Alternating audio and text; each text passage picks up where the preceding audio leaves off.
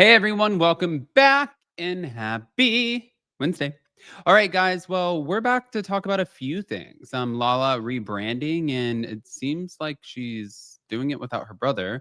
And then Adriana Demora, uh, she has a bone to pick, especially with Reality Blurb. Not only that, Denise Richards has a few things to say as well. So it looks like we have quite the little lineup today. I want to hear what you guys think at the end of this. So don't hold off on the comments, your opinions, everything. But in the meantime, before we get started, go ahead. If you're not subscribed, get subscribed. Don't forget to smash that like button and show some love. And yeah, let's just jump right into this.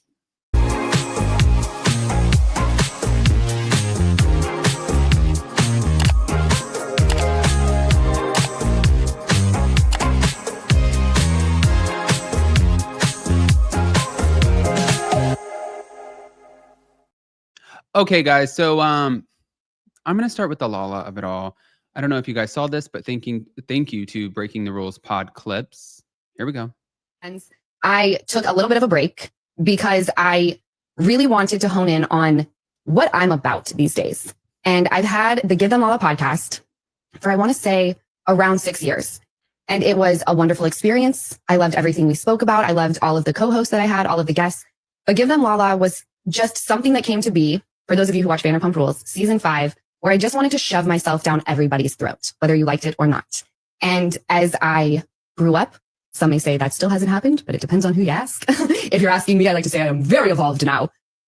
With age and 2 kids, I just felt like Give Them Lala was, it just didn't sit right anymore. I felt like we had outgrown it. I felt like it was juvenile in a time in my life that was wonderful, but I'll never be going back to. And as I was kind of sitting with my thoughts and going, what does my life represent? What do I want this podcast to be about? What really rings true to me? And tradition kept coming into play, and how my life is very untraditional, yet it's so normal to me. And some people are very open and excited and inspired about my normal, and others really do not like to break outside of the box that society tries to put us in. So Untraditionally Lala is my new podcast, and I am so freaking excited for this new chapter. I'm going to have wonderful guests.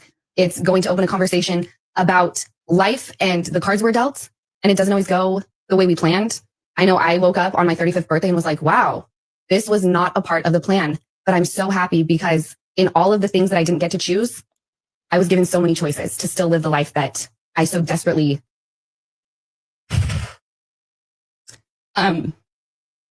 just want to live.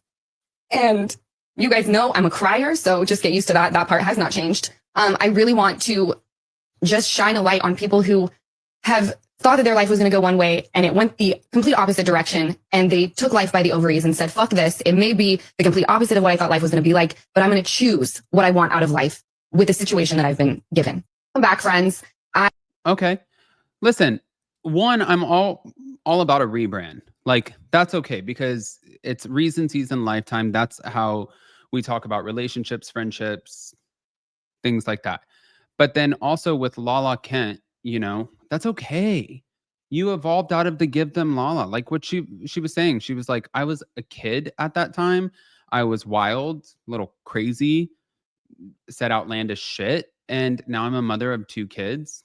Her second daughter, baby Sosa, she ended up bringing into the world without a father figure. She wanted to do it in a different way. Some might say that's untraditional. Some might say, listen, what is traditional at that point?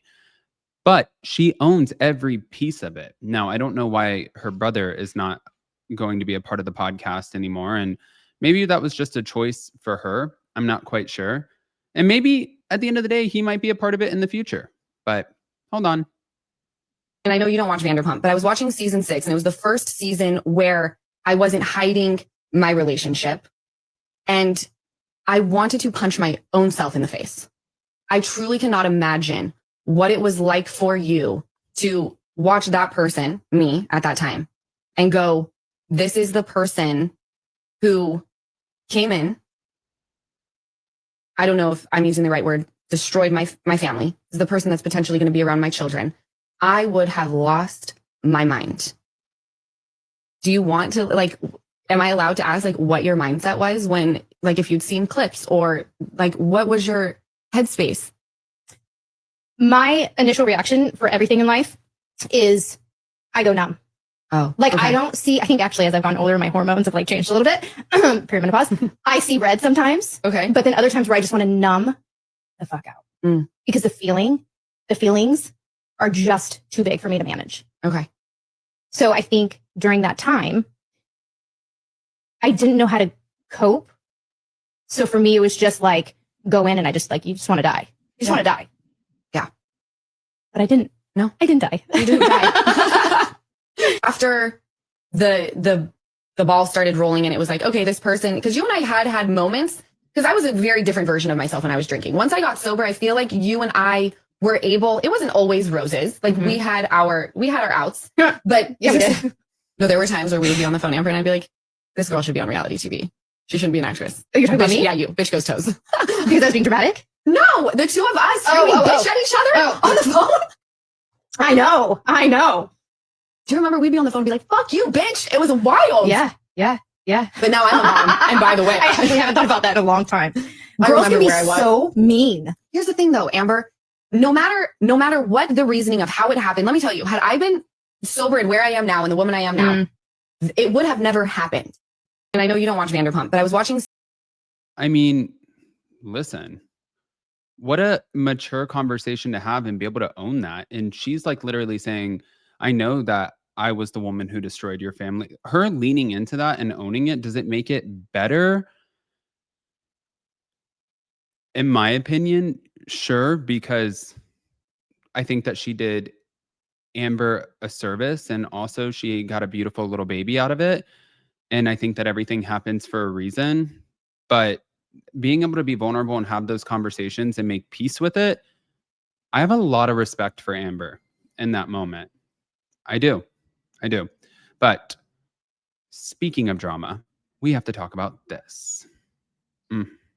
Hi guys, I'd like to address a recent story at Reality Blurred that was accusing me or claiming that I had recently bashed Todd Nepola.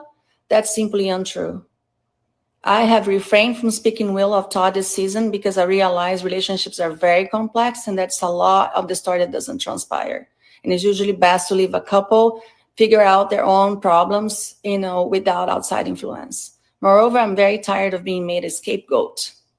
But what I just brought up was a past issue in which I do owe Todd an apology for repeating, comments that were made about his alleged financial situation at the time.